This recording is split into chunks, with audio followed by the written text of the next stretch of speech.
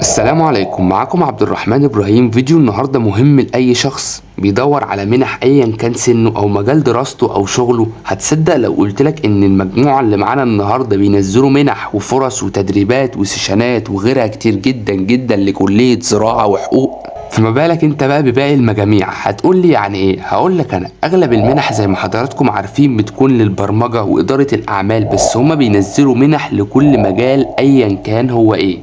اثرت فضولك؟ طب اول حاجه دي تشانل على الواتس مش كوميونتي. هتقول لي يعني ايه؟ هقول لك بكل بساطه، انا شارح الحوار ده في فيديوهات كتير على القناه تقدر تشوفها، بس بكل بساطه كده الكوميونتي ده كذا مجموعه، اما دي تشانل مجموعه واحده على الواتس. فالفرق ما بين التشانل والكوميونتي في المساحه بس. المهم اللي انت جاي علشانه يعني ايه المحتوى الموجود داخل التشانل دي. اول حاجه هي اسمها HR Education، وسيبك من الاسم، المحتوى ايه؟ طبعا مش محتاج نقول لك ان كل المجموعات دي بتساعدك وهتساعدك مجانا، مش هتضطر لدفع اي جنيه. المحتوى بقى، بص، هو الموضوع اجمالا كده بدون اي تفصيل، هما بينزلوا على الشانل دي اللي هي HR Education كل المنح اللي موجودة في العالم، ومش هقول لك بدون مبالغة لاني فعلا مش ببالغ.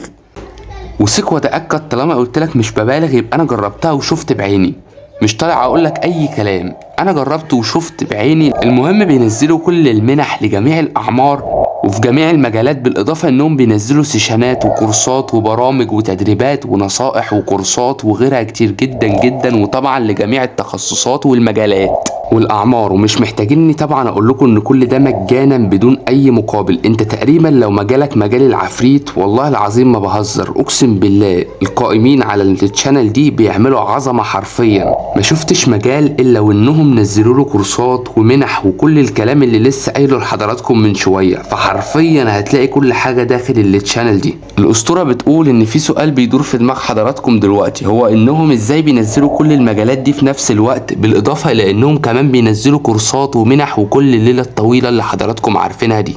بص هقولك الموضوع بكل بساطه، هما بينزلوا على طول باستمرار منح وفرص كتيره جدا، وكل الفرص اللي بتبقى متاحه وموجوده دلوقتي لجميع المجالات. الحلو جدا واللي مميز التشانل دي انهم عاملين فورم بتخليك تقدر تتواصل معاهم وتبلغهم وتعرفهم ايه هي الفرص اللي انت عايزها او اللي انت محتاجها، ايا كانت منح او برامج او اي حاجه والى اخره يعني. وده اللي انت بتعمله معاهم، ده كل اللي عليك. هما بقى بيبعتوا لك الفرصه دي ايا كانت هي ايه.